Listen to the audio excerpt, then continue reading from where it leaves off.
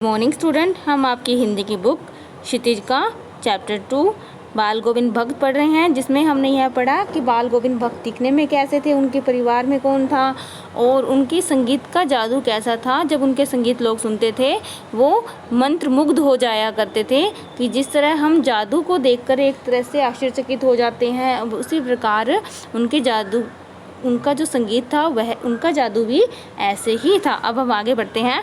भादों की वह अंधेरी अधरतिया, अभी थोड़ी ही देर पहले मूसलाधार वर्षा खत्म हुई है। बादलों की गर्ज, बिजली की तड़प में आपने कुछ नहीं सुना हो, किंतु अब झिल्ली की झंकार या दादरों के टर्टर बाल गोविंद भक्त के संगीत को अपने कोलाहल में डुबो नहीं सकती। अब लेखक कह रहे हैं कि भादो एक हिंदी महीना होता है, भाद्रपद जिसे हम जानते हैं जिसके नाम से, कि उसकी वह अंधेरी आधी रात थी। अभी थोड़ी ही देर पहले मूसलाधार वर्षा, मूसलाधार मतलब काफ़ी तेज़ बारिश खत्म हो चुकी थी, बादल बरस रहे थे, बिजली कड़क रही थी। उस टाइम बिजली की तड़प बोला कि बिजली कड़क रही थी, बादलों की गर्जना भी हो रही थी।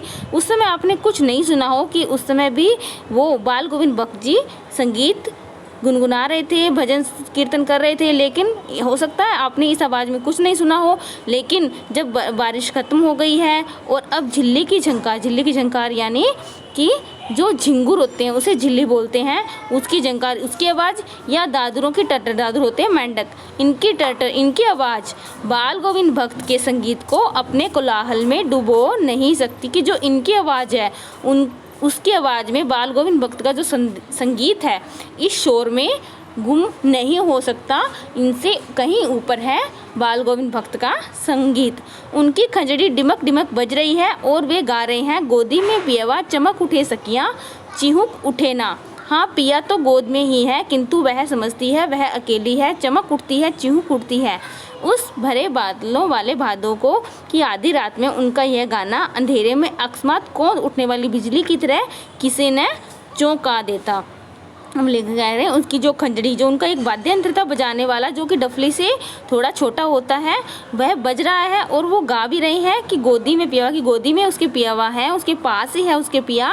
लेकिन वह अपनी सखियों से कह रही है कि उसे नहीं दिखाई दे रहा, उसे बिल्कुल भी पता नहीं है, उसे लगता है कि वह बिल्कुल अकेली है और वह चीहूक उठती है, एक तरह से चौंक उठती है वह। उसी भरे बादलों वाले भादों की आधी रात में, कि बादलों से भरा हुआ है आसमान और भादों की आधी रात है भादव के महीने की, और उनका यह गाना, वो गाना गा रहे हैं, तो अंधेरे में अचानक से गाना सुनना अकस्मात मतलब हमें चौंका देता है। जैसे बिजली चौंकती है वैसे हमारे मन में एक तरह से कौन पैदा करता है, हम चौंक जाते हैं।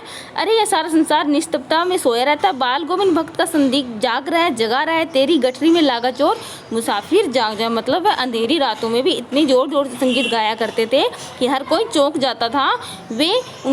वे अपने संगीत से सबको जगाते रहते थे और कहते थे कि तेरी गठरी में, मतलब तेरे पास में चोर लगा हुआ है। ये उनके भजन होते थे और वह कहते थे कि तेरी गठरी में, तेरे पास में चोर है, तुम जाग जाओ। कार्तिक आया नहीं कि बाल गोविंद भक्त की प्रभातियाँ शुरू हुई, जो फागुन तक चला करती।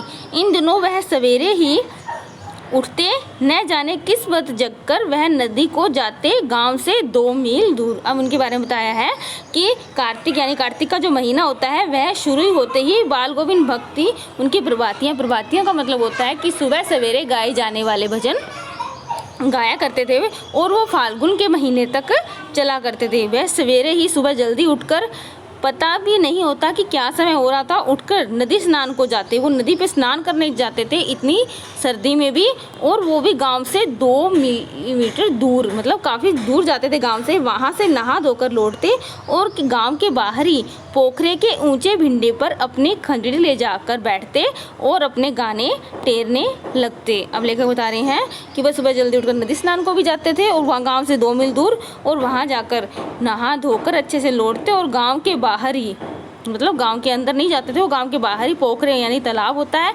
कि ऊंचे भिंड पर, यानी ऊंचा स्थान होता है तालाब के पास ही, वहाँ पर बैठ जाते और अपनी खंजरी ले जाकर वहाँ पर अपने गाने गाने लगते, अपना संगीत के जादू बिखेरने लगते।